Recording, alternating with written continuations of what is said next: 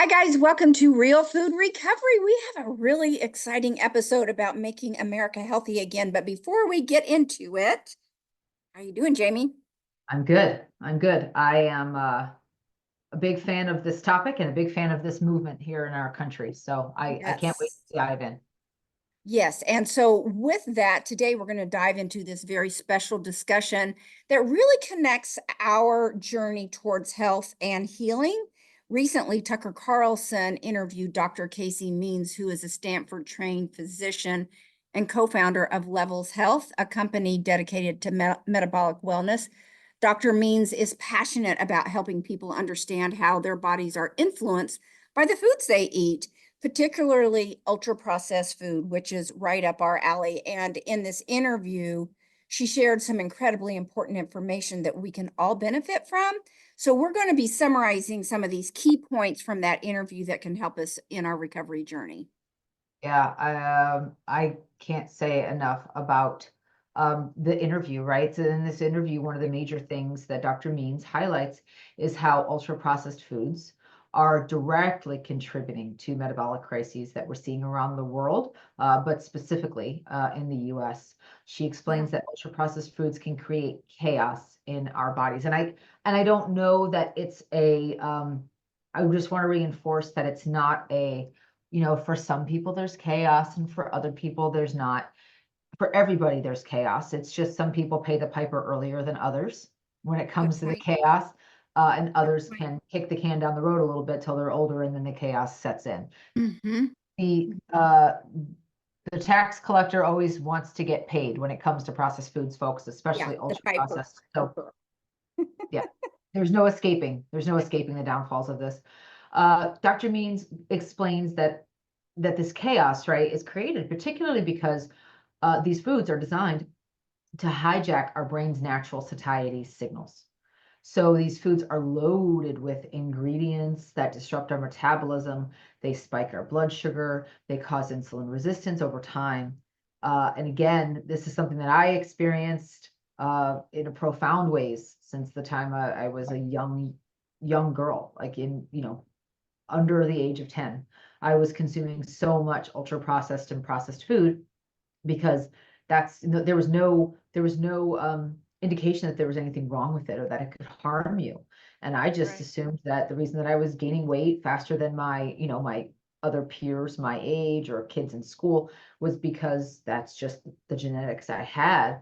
But the reality is I had those genetics, and I grew up in the 70s, late 70s, 80s, and early 90s when these foods were just exploding onto the marketplace. And they were exploding with mass marketing campaigns that were unlike anything that America had ever seen and children Right. my age had ever seen. Right. So I was consuming these foods in large quantities, not knowing their effects on me and effects on health of so many others. Yeah. And I like your point about when you were talking about chaos in the body. It looks different in everybody's story, but I like to say the piper always has to be paid. Like you said, either early or late. But whenever he shows up, nobody's ever going to have enough money in the account. It's never going to be That's the the truth. right time. And That's the so truth, the Paige. piper is just a son of a gun that nobody likes to see him coming. Yep. So anyway, that just made me think about that. But anyway, one of the key takeaways was that our modern food environment is set up to make us sick. And then we have this medical system that profits off of our disease. It's a double sucker punch. And especially when kids get sick, because then they can be this lifelong client, especially with diabetes. And then they are referred to as putting these kids on the pharma treadmill, which makes me physically ill to think about these children becoming, profitability markers for big um, pharma. But not only that big pharma is a very large contributor to medical institutions, which subtly are promoting these drugs versus lifestyle. She also notes that the medical industry is not trained to look at these root causes, and there's little, if any, nutritional training in med school. And knowing that, it reminds us that 9/10 of our diseases are caused by our diet. So we often think that we're at fault for our cravings or our struggles with food, but Dr. Means points out that these foods are specifically engineered to be addictive. They activate the brain's reward system in the same way that drugs can, making us crave more and more, which is why many of us end up on trapped in this vicious cycle. I know this has Yeah. been true for me, and it's been my experience as well. I remember in college going to the vending machine for breakfast and thinking that a bag of crunchy Cheetos sounded good first thing in the morning, and then I might zip through the McDonald's drive-through mid-morning for an ice cream cone after class. I thought I was getting away with things because my weight was normal. But I Mhm. wonder how much better could I have done in college had I been properly nourishing myself. I didn't have a clue about planning or preparation. I had never heard one person talk about the ill effects of processed food. I was totally ignorant. I mean, this was in the 80s. I was totally Yeah. ignorant of the patterns I was laying down at that time. And I was in nursing school.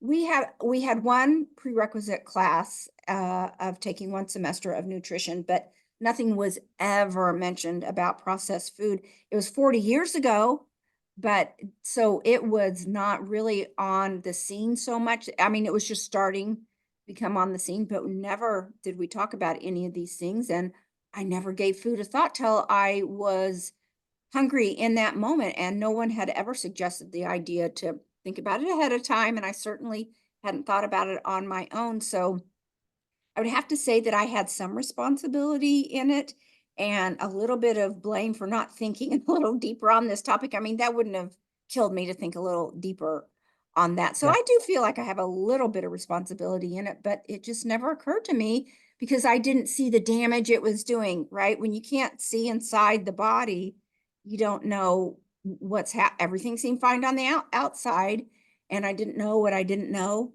So, Jamie, do you feel like all your food choices were your fault, or were any of your doctors ever pointing out the root cause of your eating habits or health problems? So I guess I could say I was fortunate, which I don't think I was, but I guess I could say that I was fortunate because I wore the effects of the processed and ultra processed foods on Oh, my I body see. in a very I see. visible way. So I guess that it allowed me to, at a much younger age, see what these foods were doing to me and Gotcha. allowed me to be wise about making a different choice or see that I needed to make a different choice. Hmm. However, because I was in that sort of marketing paradigm and I was, in a home as a latchkey kid that you just kind of had to fend for yourself when you got home from school for a little while, that was just what what parents did, right? Especially single moms.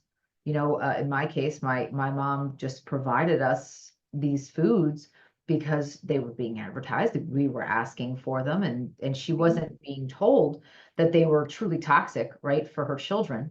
Other than, hey, Jamie has this predisposition, like a lot of, my paternal grandfather, his side had this predisposition to obesity. So we just thought, well, Jamie just eats too much, right? But Hmm. my doctors would tell me, my pediatrician would tell me, oh, when your mom makes you a sandwich, just eat half that sandwich. And I just looked at him like, is that even possible? Like, are you joking? Like, I'm hungry because I was so hungry because, yeah, I was certainly used to eating a lot, but I was also hungry because I was totally overfed and undernourished, Right. completely overfed and Yes, undernourished. exactly. So Yep. whatever I was getting on that sandwich, besides, the junky processed bread, was probably some form of sustenance that my body could use because I was not eating, nutrient rich foods for breakfast. I was eating very Right. nutrient devoid foods for breakfast. And probably dinner was maybe a mix. But if I was having something at lunch that had some form of nutrients on it, right? Vegetables, maybe some meats, maybe some kind of nutrient rich, you know, um, soup or something like that, my body was probably like, this is amazing because we just had ultra processed crap all day until now. Hmm. And Yeah. again, that's how it was marketed. It's what you did. Yeah. You Yeah. woke up and you ate ultra processed sugar Cereal. crap. Yeah, sugar Mhm. crap out of a box. Yeah. And you did it because that's what everyone else did, right? Or at least that's what the commercials led you to believe. That's what everyone's doing. And did you guys get those cereal boxes with the toy in it? Oh yeah, of course, for sure. And your arm was just digging, your dirty hand Oh, was digging totally, all the way to the bottom of that at the totally. minute the box got. So I remember one time my mom actually tried to, said you can't get to the toy until you're actually at the toy in the box. And I just stood there at the pantry door, turning the box over and shaking it to get the toy to fall to the top of the box so that when I opened it, it would be on the top. I mean, I've told it was, you before you're a genius, right? it never Case worked. in point. That was back when they packed the boxes full of cereal. Now they You're pack right. it full Half. Mm-hmm. and they charge you more for it. Mm-hmm.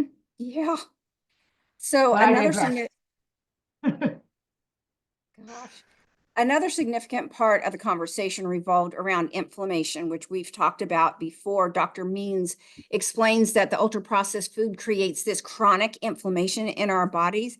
This is one of those root causes of many of the chronic diseases we see today, like obesity, diabetes, and even mental health issues like depression and anxiety. I know for me, when I would have this binging episode, I felt horrible. I didn't specifically feel inflammation in my joints or my body so much, but it was like being hit with a truck when it came to the mental health arena because of that situational depression and anxiety it invited in me. It was the lowest you could feel after an out of control episode. And I never want to go back to that life of complete lack of control and feeling like you are in this free fall. So I believe Yep. her when she says that processed food causes chronic inflammation. And of course, we see it everywhere in our society with obesity, diabetes, and it has to be so uncomfortable. We were in a doctor's appointment yesterday for my husband, waiting room filled with people Yep. in the worst health condition that I have ever seen in my life. And I was just thinking that I was noticing it because I'm hyper aware of that. But actually, my husband mentioned it to me. It's like, Wow. wow, everybody is Wow. just horrible in Yeah. here. Do you feel like you have suffered from inflammation in any way before recovery? Has it affected you? Oh yeah. So growing up, you mentioned that you realized that your performance in nursing school might have been affected if you had made choices that were Yeah, less aligned, right? More aligned with nutrition. right. Um, I remember growing up in grade school and maybe even in high school a little bit. And I remember the kids that were there were children that were naturally gifted and talented. And actually I was in the gifted and talented programs growing up. But it's interesting because there were kids, I had to work hard for my, whatever benefits I got from those programs. And being in the programs, I had to work hard to be in them. But there were children that I was in these programs with that were like, it's like they were effortlessly smart. Mm-hmm. What I noticed about these kids, now that I look back, like then I didn't notice anything. But now I look back and I realize these children were either children of parents with a very specific, religious alignment, right, or Oh. religion that dictated a certain kind of eating. They were a particular nationality that dictated a specific kind of eating, right? And when I say specific kind of eating, I mean void of processed and ultra processed foods. Mm-hmm. Or they were a nationality and another nationality had moved to the U.S. and their parents were immigrants that ate the way that they ate in their home country, which is Right. devoid Oh. processed and ultra processed foods. Mhm. These kids, that was the common thread for all these kids. Yes, I'm sure they were hard workers and they had parents that, incented or, encouraged them to achieve academically. But Mhm. I know for a fact that a lot of those kids didn't, they had parents who were working and busy and they just were effortlessly good at school. And I remember thinking, Mhm. I I have to work really hard and I'm kind of brain foggy a lot of the time. These people can just concentrate like nobody's business. And Yeah. I didn't really get it. And now that I look back, I'm like, well, that's because they were not eating these foods. Mm-hmm. I look back and wonder how much easier of a time I could have had in school, and maybe even more fun I could have had in Yeah. school if I What? wasn't so consumed with consuming and Yeah. totally downregulated because of it, because of what I was eating. And the other thing Yeah. that I think affected me was, moods, right? Irritability and moodiness, and not just, the teenage years, which come for all teenagers, especially young teenage girls. Mhm. We're all known for being irritable and moody when we're in our teens and preteens. But man, like I had emotional regulation issues that I know now were related to the food, but I did not know that then. I thought there was something just wrong with me that I couldn't. Yeah. Um, I was, I had a lot of anger. I had a lot of sadness, and I had a lot of, I think hyperbolic sort of reactions to things.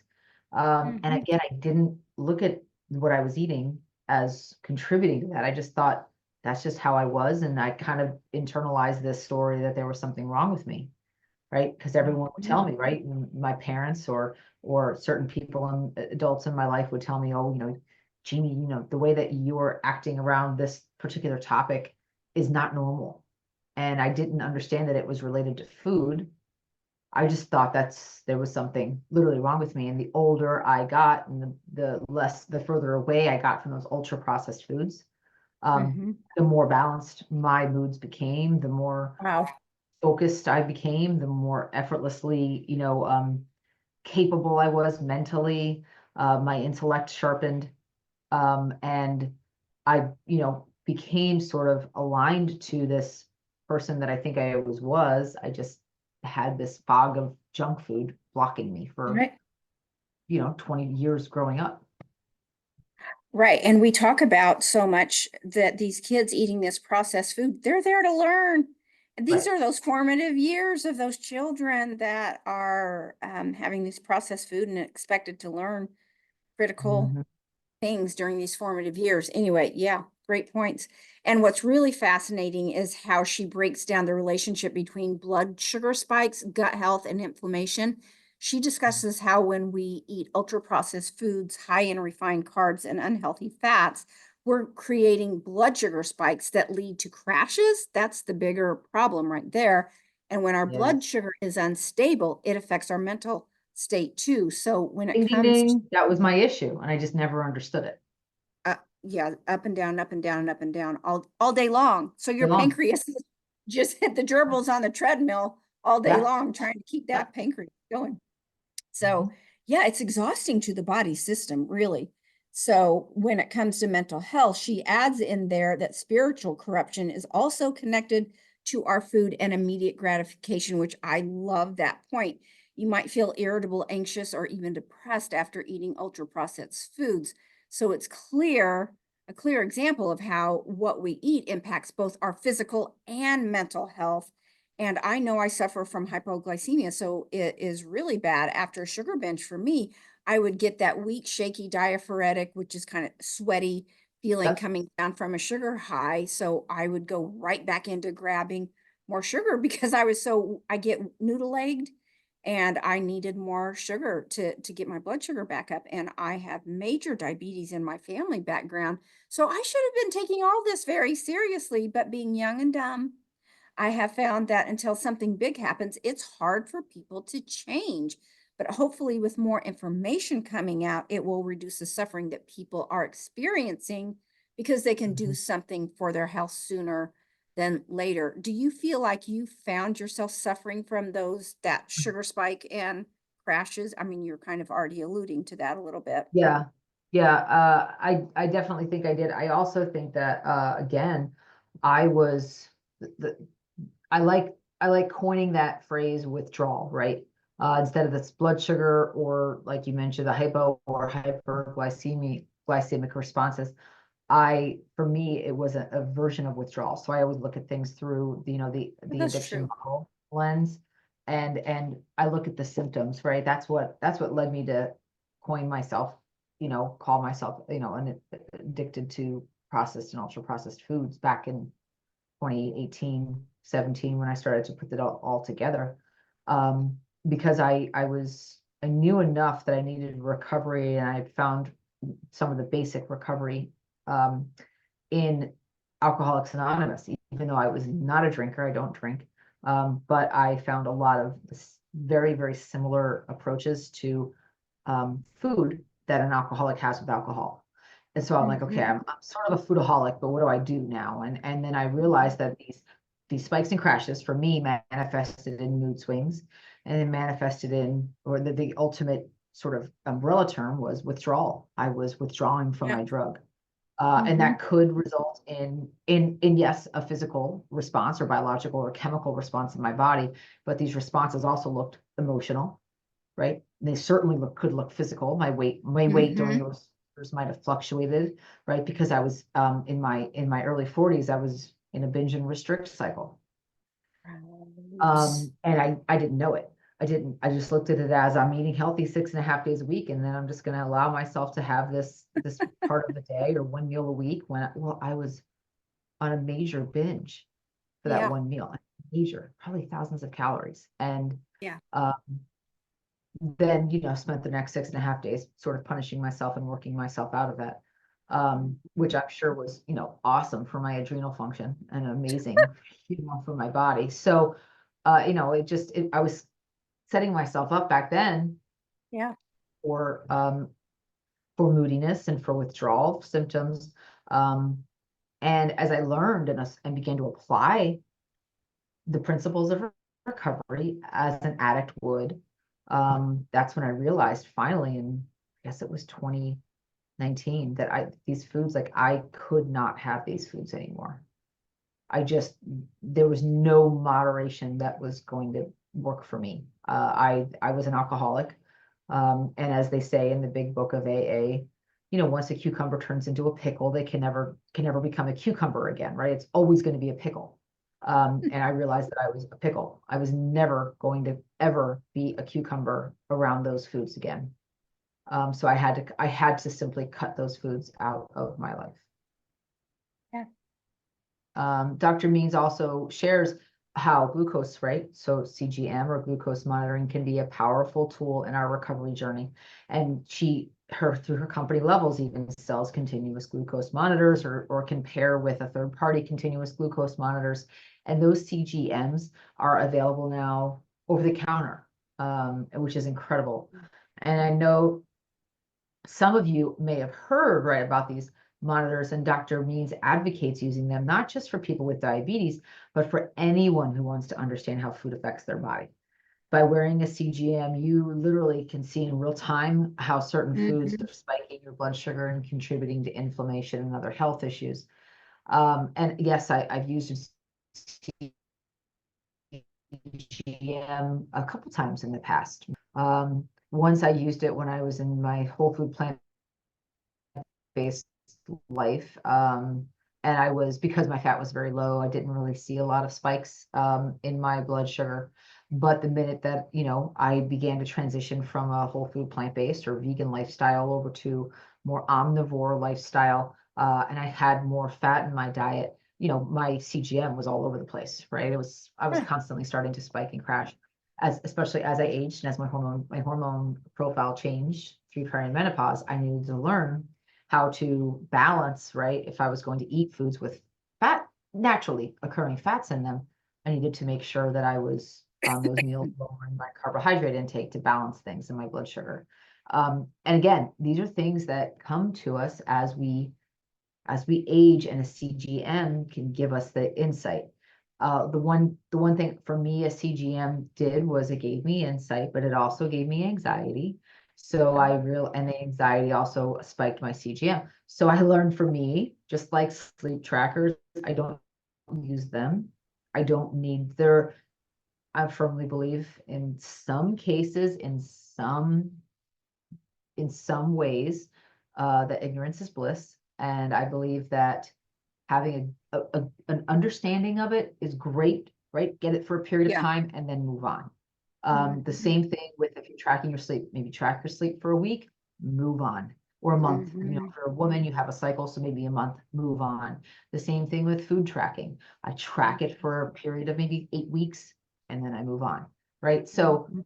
it's something, you know, again, these are wonderful, powerful tools, but we just want to make sure that we use them as tools, we get insights, and we don't get attached to the data that they're giving us. Yeah. I've never tried it, but I think they're cool. I was with someone who had one, and I had shared a sugar-free dessert with him, and we checked it a short while later. And it was so fascinating to see how stable it was after he ate that. And I have found that I can just tell how I'm feeling with my blood sugar and how something Exactly. affects me. And since I've been off sugar for 3.5 years, it's getting into, if I get into something with sugar in it, and I don't know, someone's put some, like my husband likes to put sugar in his chili for some reason. He thinks it's the best thing ever. I'm like, is there sugar in this? I can literally taste it. Mhm. I feel that those Immediately. immediately I feel the effects of it. I ate some trail mix on a hiking trip once, and I discovered that these dried cranberries that I had been eating in the mix were laced with sugar. Yep. And I automatically knew because I got that shaky, floaty feeling and had to sit down. I'm like, whoa. I mean, because when you're hiking, you're eating a lot of that to keep going, and you just get more of that than you realize. And it's so concentrated. And before I knew it, boom, I'm like, whoa, something's off here. It's a drug. You know, try it is, and it's so it's super common. It's actually harder to find. When I was eating dried fruit, I had to order it online because it was the only place I could find dried fruit that did not have sugar added. Mhm. And it's so ubiquitous, right? Which I don't get because dried fruit is like straight So sugar good. on its own, I straight know. fructose on its own. Why do you need it? Why Mhm. would people need to add more I don't sugar to know. it? I don't get it. I don't know because I need that a lot But when I'm doing anyway, my hiking stuff. sure. Yeah. And it's perfect hiking food, right? If it's in a natural dehydrated state, it's perfect hiking food with nuts, right? It's got the carbs, it's got the fat, and Right. it keeps it's two sources of energy for your body to utilize, like literally short-term burn, long-term burn. It's perfect. It's perfect. And And that's why small it's very amount. popular. Yeah, Yeah. and it takes up a small amount of space in the backpack and weight. Trader Joe's Yeah. and natural grocers usually have a nice Yes. selection, but you've got to read the label. And you do. And my husband, he was eating it for a while, few months ago, and he noticed when he would buy it, even for his daughter at swim meets, she would complain that sometimes whatever he would find on sale, because it's, you know, a lower price, probably It's good very food expensive. manufactured, loaded it with sugar. Hmm. So again, we aren't trying to promote the idea of you know, CGM. So we are trying to say that insight right into your health can be life changing for Yeah. someone, especially someone trying to break free from ultra processed foods. Imagine knowing exactly which foods trigger negative responses in our bodies and being able to make those real time adjustments in our diets. Right. So it's Mhm. really it is very helpful. The reason that I caution folks on long term um, use is just to be aware that if they're becoming, like with any number or goal or measurement, if they're becoming sort of obsessed with the outcome of a number, Yep. just monitor that and know yourself. Look, you know, be honest with yourself, and maybe look at it as it's something I do a couple times a year. I check in with myself and check in with what I'm eating, or look at, you know, how can you sort of um, normalize your regular eating so that you don't have to worry about having those ultra processed foods even impacting you because you're not eating them, right? Wouldn't Yeah. that be a fun idea? Yeah. Um, again, if you know, it gives us insight, it gives us some feedback, but it doesn't have to rule our lives. Yeah. Yeah. So lastly, Dr. Means talked about empowerment, which I love that. That really ties into the core of our podcast. How do we regain control over our health when we've been struggling with food addiction or poor dietary habits for so long? She brings out the importance for this because our society is destroying our cellular biology. Huge point that she made with that. For me, what feels the most empowering is building self-trust within myself, calm is my ultimate goal in recovery, and I can't get there without trusting myself. I've got to be able to trust myself and to know that I will keep myself safe and make the choices that will be in my best interest for my long-term health.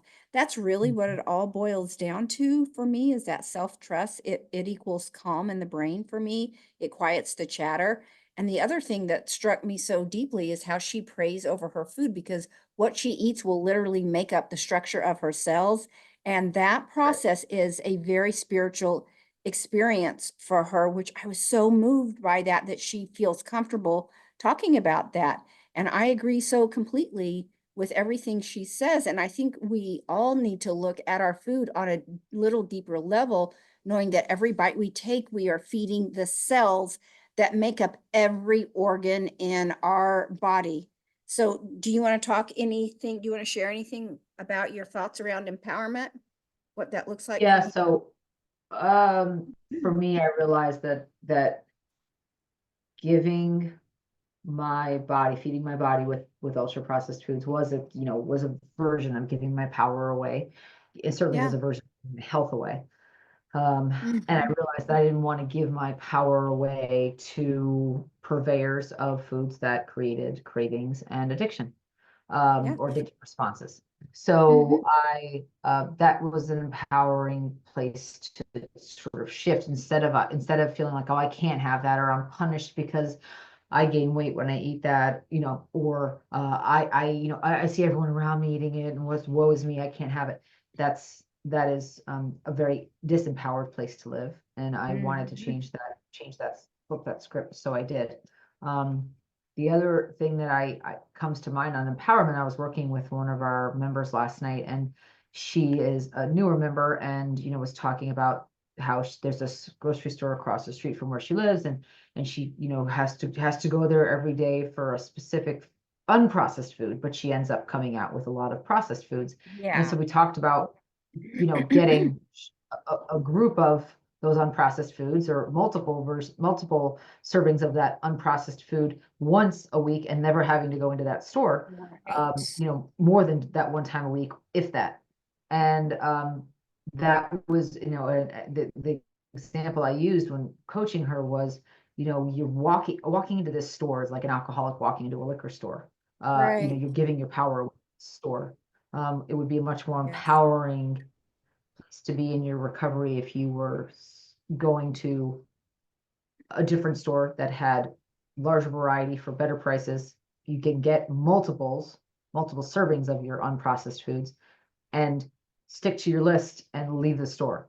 And this way you look at that other sort of store with all the processed stuff, that disempowers you, that's not your store anymore. That's where people go who are addicted to foods to get their fix. Uh, and for you, you have a list, you stick to your list, you stay in your power at the larger grocery store that's not so conveniently located, because you get everything you need and you get out, and you're in control instead of it controlling you. I think that's the crux of empowerment, right? Is us in control instead of us being controlled. Oh, totally. And don't you think it's the addiction saying, hey, let's just go to that one where you shouldn't buy it, but I know you'll end up buying it anyway. Mhm. Yep, very Yeah. true. So before we close, I want to mention one last thing, and that is, she emphasizes that it's not about perfection, it's about learning, making small changes, and celebrating progress. She talks about the importance of mindfulness in eating, paying attention to how our bodies feel, and making choices that support our long-term health rather than that instant gratification, which gets us all into trouble. This isn't just about giving up certain foods, it's about reclaiming our health and choosing to nourish our bodies with real whole foods. I know for me, I didn't change everything all at once. I knew I had the bandwidth to give up sugar. In the beginning, if I were at some sort of celebration, I knew I could only focus on that major goal. And I mean, major goal for me. And if I got out of that major triggering environment sugar free, it was a win. I didn't put any other pressure on myself or anything else. I was at, we're filming this during trick or treat Halloween time. This Mhm. past weekend, in 24 hours, I was at 3 trick or treating events, And one of them, I mean, my chest was gripped so tight. I was just surrounded by every baked good, every candy, every opportunity. And I just had to stop myself and stand still and say, okay, you got to take a deep breath and just feel it. Just let it wash over you. Be comfortable with being uncomfortable and say, thank you. You're feeling it right now. That means it's in process so it can get over sooner. And I just let that gripping hang on. And I also said, this will pass in just a minute. And it did. But there are times when life is going to put you in these situations where we are are drugged in everywhere we turn. So just starting with one thing that's manageable, I think is a great idea. And now sugar is much easier for me, and I have the ability to focus on a few other things. So the message being is start small, make it doable so you can stick with it. Otherwise, if it's too big and overwhelming, it's really not sustainable. Some people don't even start with food. They might start on sleep or movement or spirituality. Where did you start? Did you start with the food or with Yeah. something Oh yeah. else? I thought it was all about the food. So yeah, I started with the food. Mhm. Mhm. Uh, for those of us recovering from ultra processed foods, these messages of taking the power back are crucial. We don't need to feel powerless or stuck. We need to educate ourselves with what is going on. Yeah. And again, keeping in mind that the FDA, Food and Drug Administration in the US, is governed by big food and big pharma. Yeah. When I say governed, I mean funded, right? So basically the government, our Food and Drug Administration, is making their guidelines and creating their recommendations based on what huge multinational corporations are telling them to do. Yeah. Uh, I've never seen a multinational corporation who makes processed food tell the FDA, I think that you should tell Americans to eat more broccoli, right? Yeah. Because there's no, Boxo broccoli made by General Mills. So again, With a toy. it's important to understand how it is our health is totally hijacked by big profit, by Hmm. corporations. Our health has been hijacked, and Hmm. I cannot be more excited. I just can't be more excited Yeah. about the Make America Healthy Again movement that Robert F. Yeah. Kennedy Jr., Dr. Casey Means, and her brother Callie Means have began to impart alongside other major political figures on the landscape in the US right now. And I pray every day, several times a day, that this movement takes hold and the Yeah. people that are promoting this movement are put into a position where legally um and formally where they can actually affect the changes that they're talking about. I think it will absolutely change America in so many ways, and I'm sure the world in so many ways. Yeah. Our children's future depends on it, doesn't it? Yeah. And I hope that you found the summary of Dr. Casey Means' interview helpful, and that's given you a bit more insight on how ultra processed foods affect our bodies and minds. And if you're interested in learning more, I highly recommend checking out Dr. Means' work on all her social media channels. She's very vocal and has great things to share. And just remember, healing, this is a journey. Jamie and I did not get to where we are overnight. This is years long of work coming to fruition for us. And we still continue to work on our recovery. But every small step you take is a victory. So thank you for joining us today. And as always, keep choosing health and happiness one meal at a time. And until next time, you can find us at realfoodrecovery4u.com. That's the number 4 and the letter U. And we have a few listener questions. Jamie, you want to take the first one? Yeah, so I heard the interview. This person says, but can you tell me in simple terms how we can break free from the cycle of eating foods that are harmful but designed to be irresistible? Uh, that's the part I'm missing, and I desperately need to clean up my act. Again, for me, it was finally accepting that these foods were created to be Acceptance. extremely addictive, and that my body and brain were acting with these foods exactly the way that they were designed to act around these addictive substances that were put into their system, right? Or my system.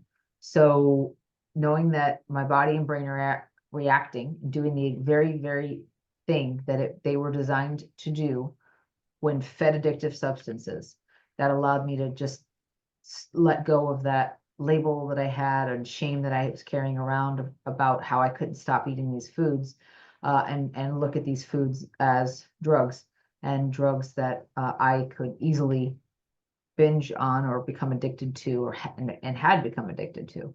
So I just cut the drugs out.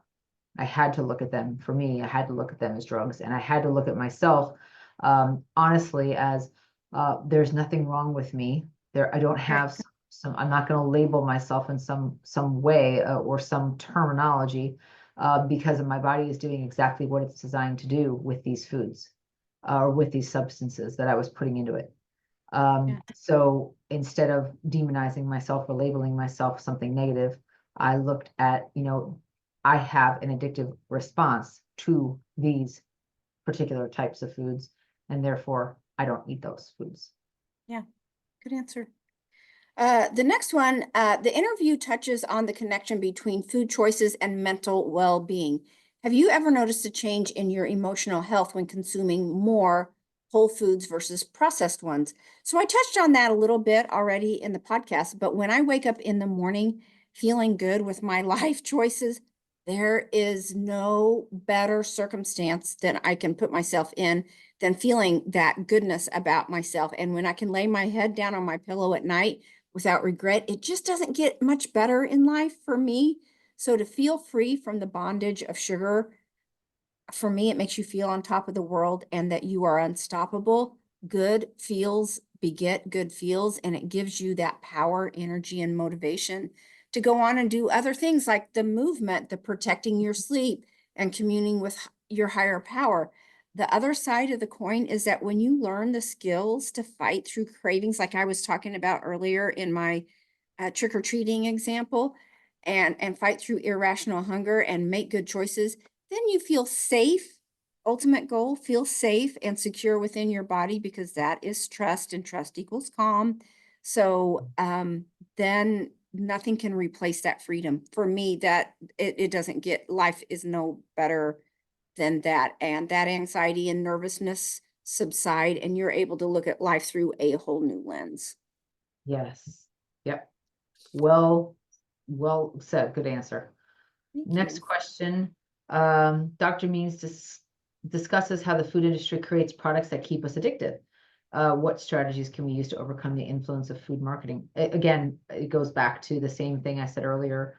It is to look at these not as foods, right? I hate that they're categorized that way. They're not foods. They're drugs. They're drugs. That they're edible.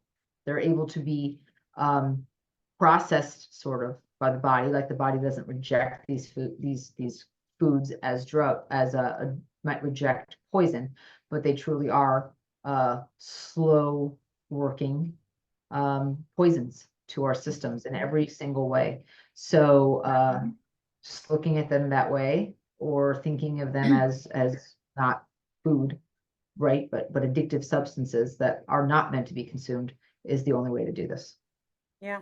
And I love the slogan to vote with your fork too. If you want to make Yeah. change in America, you have to hit them in the pocketbook. That's But right. yeah. It really is that simple. I mean, it is so simple. And what also really shocked me was the blatant disregard by the food companies, right? People Oh, are starting to call them out on their shenanigans. And, there was a very, viral video of an food activist group and food activist mhm. leader who, went to Kellogg's and Battle Creek, Michigan, and showed up at their front door. And granted, she was surrounded by like several dozen people that were, shouting and holding signs. So, maybe a little intimidating for the company, but they literally locked the doors and said, no one's home, and kind of shut the lights off, and didn't come out to address her, didn't come out to address the crowd in any way, shape, or form, like in any kind way at all. Like they literally just did the equivalent of shutting the lights off and closing the blinds and acting like no one was home. And I thought that was Mhm. very telling. That's very, and then Bad move. it's very telling to think that that's how a major corporation that supposedly, uh, you know, well, not supposedly, but has made their entire fortune off of these citizens, right? That they couldn't even be bothered to talk to these citizens. It And it was was a reasonable request. They're just asking to change their formula to the what the Europeans have to take the harmful dyes out of the cereals and their ingredients. So I agree. What role do you think education and awareness play in combating ultra-processed food addiction? I literally think that is the entire answer. And that's Dr. Mean's whole mission, is to educate and empower people to realize what's happening out there to our food and put a stop to it. She emphasizes what the marketers are doing to addict us and our children. And like I had mentioned earlier, just vote with your forks. So she shares that message, and she shares the message. She shares podcasts. Scream it from the rooftops. If you want to help be part of the solution, just share, share, share, share, share, and start making changes in your own homes. Educate your children to get them off of processed food. Break the cycle for the next generation. My grandchildren are now asking me about, does this have red diet in it? when they're eating certain foods, that's what they think their mom is saying. We can't eat red diet anymore. So Mm, tell your workmates, relatives, people at church, whoever will listen, and mostly be an example. But change starts with awareness. So it's our job to share the message. that's right. Yep, couldn't agree more. Could not agree more. What is one piece of advice, is the next question we got from the interview, that we feel could make an most impact on recovery? Again, this really goes back to understanding that the government, and in particular the food companies, the big conglomerates of that comprise the big food, um, sort of moniker, as I call it, they're not out for your health. They are only out for their profit. And they have done and will do, until we call them on it, they will do whatever they need to do to make the most money for the least amount of expense, right? So it is very clear that these companies are out to exploit the health of the citizens that they feed. Um, and because in order to get the profits that they are promising their shareholders, they need to exploit the health of the citizens that they feed. And if they were to, let's say,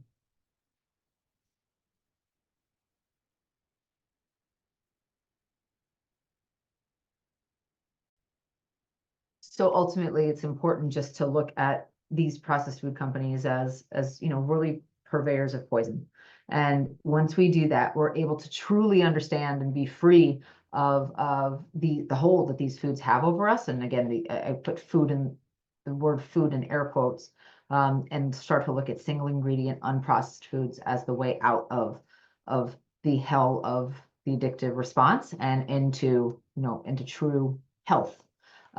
So again, thank you so much for joining us today here on Real Food Recovery. If you want more information about the work that we're doing, the community that we're building, and the podcast that we're creating, please check us out at realfoodrecoveryforyou.com. And that's the number 4 and the letter U. So realfoodrecoveryforyou.com. So thank you so much, and we will see you again on the next episode. Take care.